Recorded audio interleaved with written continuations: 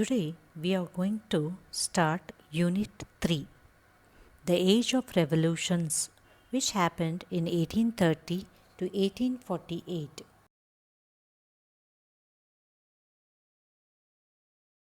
In the title, you can find the word revolution.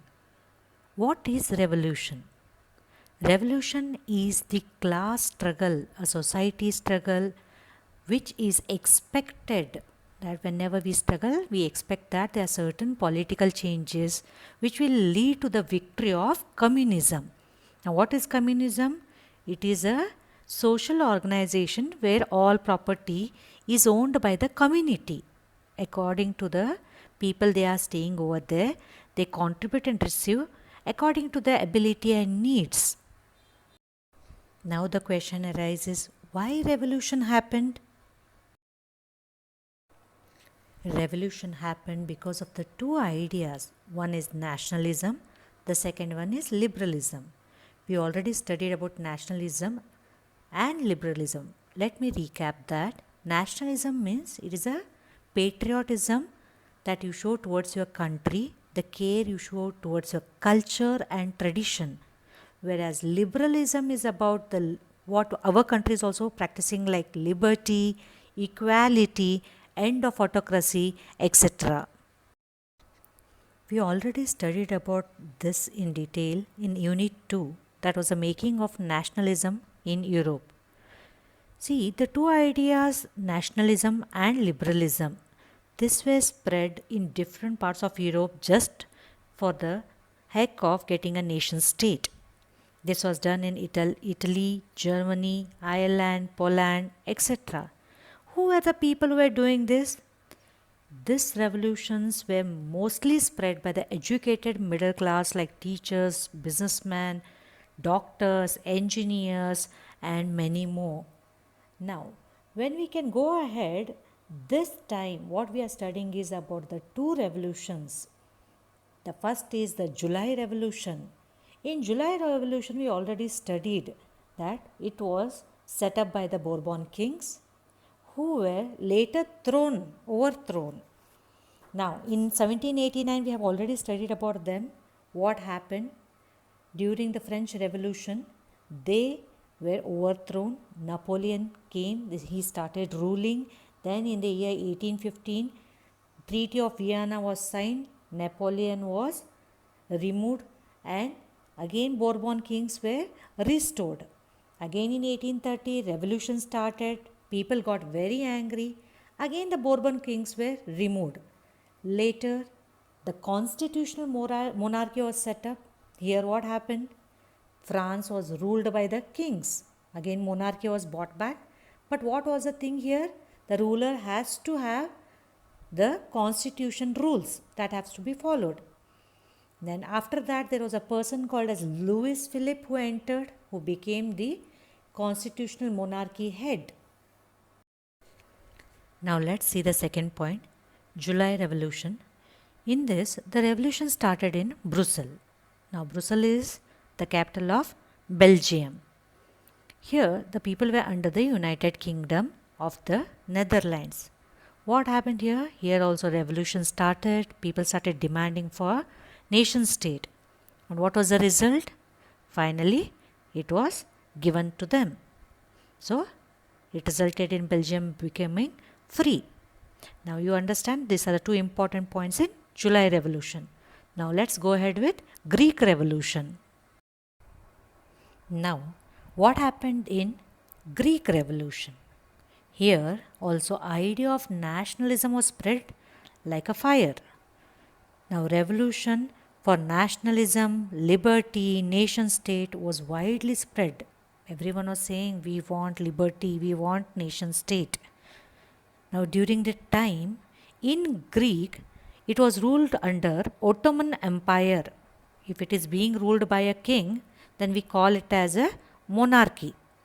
Now these people were fed up of this monarchy and they were in the struggle for nation state. So that's how the struggle started in 1821. Now what happened? As these people couldn't carry the fight alone, they got help. Now whom did they get help from?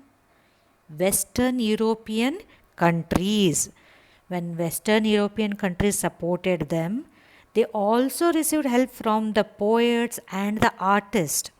Now, they got a very huge crowd and they started revolting forcefully against the Ottoman Empire. Finally, what happened? In 1832, the Treaty of Constantinople was signed and Greece was declared independent. Introduction part got over. These are the three topics which we are going to study. The first is the romantic imagination and national feeling. From where did the national feelings arose? National feelings didn't arose just from the wars and the territorial expansions. Then from where did this come from? The people felt through culture we have to touch the roots of emotions and generate the feeling of nationalism. That is when there was a rise of romanticism. Romanticism means a cultural movement which is developed in a particular form so that the national sentiments are arisen in the minds of the citizens. Here we have to remember a name, Johann Gottfried Herder. He was a German philosopher. Now, what did he claim? He claimed that the nationalism feeling can be arisen in the people through folk songs, folk poetry, and folk dance. For example, if you see Karnataka, what do you mean by folk song? Folk songs are the songs what we call in Kannada like ಹಾಡು ಭಾಷೆಯ ಹಾಡುಗಳು, folk poetry like ಜಾನಪದ ಗೀತೆಗಳು, folk dances like Yakshagana, Dollu Kunitha, etc. Through this, the arising of nationalism feeling can be done. To cross connect, let me tell you about the end of 18th century which we studied in the last unit. Post Treaty of Vienna, the three countries like Russia, Prussia and Austria had become great powers and they had partitioned Poland. Now Poland people spoke Polish language. They came under the rule of Russia. Now Russia, what did they do? They removed that national language and told the citizens of Poland to implement Russian language everywhere like schools, offices, etc. Now Poland people got very angry. They started questioning how can they overthrow our common language. They started revolting in the year 1831. Now, as they were not strong enough, they couldn't succeed. What happened? Russia won the war, and whoever, like priests, clergymen, church fathers, whoever participated in this revolution, they were put behind the bars. And some people who again forced themselves to raise their voice, they were sent to Siberia. Now, where is Siberia? Siberia is the coldest place of Russia. Here, the temperature falls up to minus 71 degrees. Survival becomes very difficult. So, this was done by Russians to stop the voices of the Poland people. Okay, that was the sad part. What happened? Now, the second thing in this chapter is hunger, hardship, and popular revolt. In 1830, there was great economic hardship which was faced in Europe. There was an immense increase in population. People started migrating from the villages to the cities in search of jobs. Then what happened? Goods came from England. Now these goods were not manufactured by people, they were manufactured by machines. So what happened? Small producers, they started bearing a heavy loss because of increase in competition. Post 17 years, again in 1848, there was a food shortage and there was heavy unemployment all over the country. Now people didn't have any jobs. So what they started doing? They started selling goods on roads. Students, you remember Louis Philippe? Please recall, we spoke about him in the start of this video. He was made the head of constitutional monarchy after overthrowing Bourbon kings. Now, what happened? As he was unable to handle this crisis, he was forced to flee. Post this, people took everything in their hand. Now, certain changes were made so that the situation can be controlled. First is to right to vote. This was given for all male above the age of 21. The voting right was given only to male, not for females. Now, second thing was right to work. This was given so that everyone can get the employment. Why these changes were done in 1848? Let me tell you a story that happened in 1845, 3 years prior. There is a place called as Silesia where weavers revolted against the contractor. Why did the weavers revolt? To understand this, let me tell you the story. There were 18,000 weavers in Silesia. Contractors always provided raw materials like cotton to the weavers. Weavers made finished goods and supplied back to the contractors. For this, they were getting paid. When all situation is correct, the question arises, why? Why did the weavers revolt? Due to unemployment misery that happened everywhere, the contractors started taking advantage. They reduced the prices of the goods they ordered. Now, because the payments were drastically reduced and the orders were also reduced, the widespread misery of the workers gave rise to revolt. How did the revolt start? Something happened. What? I'm waiting.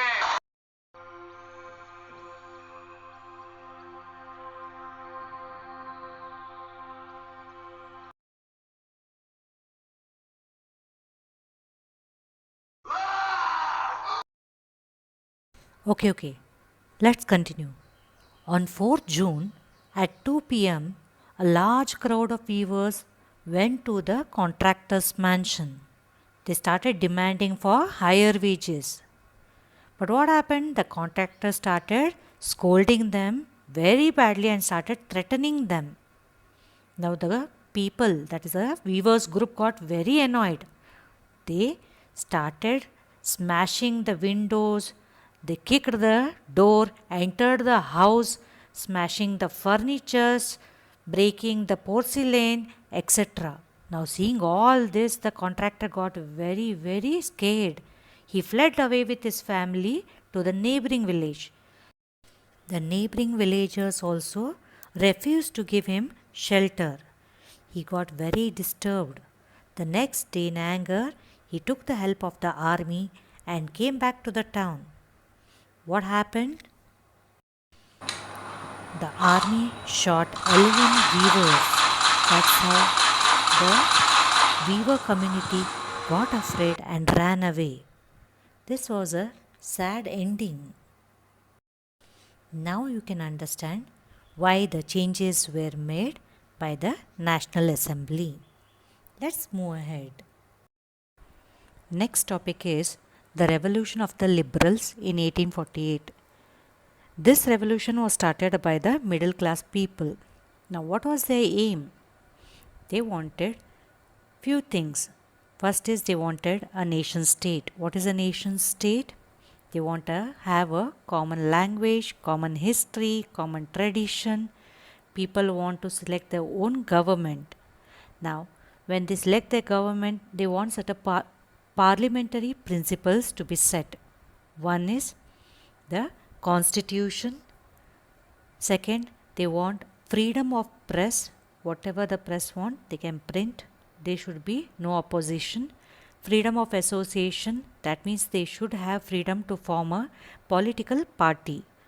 Now, post this, there is something called as German National Assembly. In German regions, during those times, political associations were formed by middle class professionals like businessmen, artists, bankers, etc. This time, they all decided to vote for All German National Party, and as they decided, they casted the vote. On 18th May 1848, 831 members got elected, most of the members from the middle class. Now, the elected members drafted a constitution for German nation, and they decided that it should be headed by a monarchy. Now, here there is a twist. Students, you can see in the slide how the placements were done over there. All German National Party is elected party. In front of them are the oppositions. They are the monarchs. Monarchs means the kings, queens, emperors, etc. Now, when all the constitution was formed and they decided that it should be headed by the Russian king. That time it was ruled by Friedrich Wilhelm IV. Now, when the deputies offered the crown on these terms, saying that he has to follow the parliamentary rules, the king of Russia rejected it and joined other monarchs to oppose the elected assembly. Now, what happened? Opposition of the aristocracy and military became more stronger. This almost eroded the social basis of the parliament. Now, the parliament had middle class workers and artisans. When workers and artisans demanded that even their statements, their own points also should be considered, the middle class people totally rejected them. So, what happened? Those people took over their power and moved away. This almost broke down the All German National Party. As the party lost all the support and everywhere there were a lot of commotion, troops were called in and the assembly was forced to disband. Now, finally, all the effort went to vain. So, totally the parliamentary effort got failed. Now, there was something that really helped, that were the changes. What changes happened in Habsburg dominions and Russia? The serfdom and the bonded labor, which kept prevailing from ages, was abolished. We already spoke about the serfdom and the bonded labor before. Now, second thing, what happened? Finally, the Hungarians in the year 1861 got autonomy. Now, what do you mean by autonomy? They can now have the freedom to act as per their own rules. Now they are set free, they are independent. Even though women contributed in the revolution of the liberals, the political rights to women was a controversial one. Women supported the movement by forming their political associations. They founded a lot of newspapers. They took part in political meetings and demonstrations. Even after their constant support, they were denied from the suffrage rights. What do you mean by suffrage? The right to vote. Even though during the Frankfurt Parliament they contributed a lot, still women were admitted only as observers to stand in the visitors' gallery. Now, all in all, when we study about the liberal, the conservative forces suppressed the liberal movement in 1848. They could not restore the old order. Monarchs also started realizing that people are not accepting them anymore.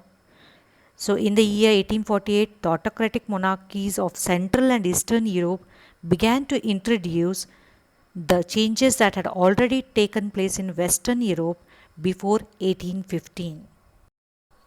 Students, here we complete all the 3 topics for this unit.